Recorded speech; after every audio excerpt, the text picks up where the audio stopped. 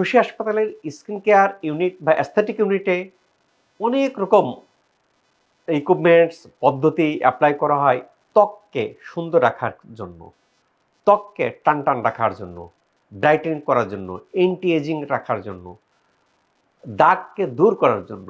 আজকে আমরা দেখতে পাচ্ছি এখানে যেটা লিকুইড কার্বন দেওয়া হয়েছে।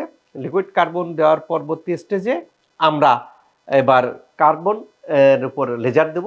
একে বলে, ঠিক আছে আপনি স্টার্ট। এটাতে কি হয়, এটাতে একে বলা হয় কার্বন লেজার বা ফেসিয়াল। কার্বন লেজার ফেসিয়াল বলে, কেউ কার্বন লেজার পিল বলে, নাম যাই হোক না কেন। এইটা তার আগে যে লেজার কিন্তু তাকে করতে হচ্ছে যে কোন ডোজে দেব, কোন স্ট্রেন্থে দেব, কীভাবে দেব, সেটাতে অ্যাকুমুলেট করে এক্সপার্ট ওখানে অ্যাপ্লাই করবেন। আমরা দেখতে পাচ্ছি যে ওখানে অ্যাপ্লাই করতেছেন। অ্যাপ্লাই করার পরে দেখেন যে বেশ পরিষ্কার হয়ে যাচ্ছে।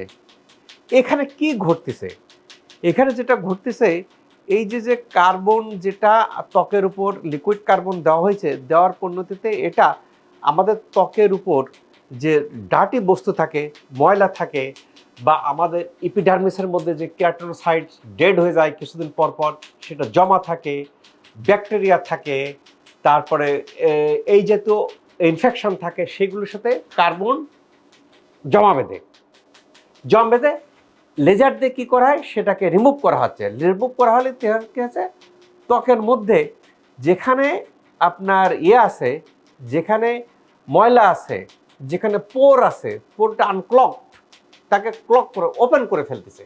অর্থাৎ আমরা যেটা বলি যে হাইড্রো ফেশিয়াল কেন দেবেন, ত্বককে ক্লিন করার জন্য।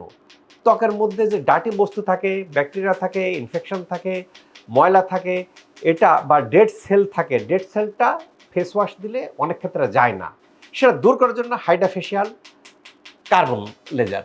এই কার্বন লেজার ক্ষেত্রে আপনি তাহলে কি করবো স্যার, আমি কি হাইড্রো ফেশিয়াল দেবো নাকি কার্বন লেজার দেবো বা কার্বন লেজার পিল দেবো?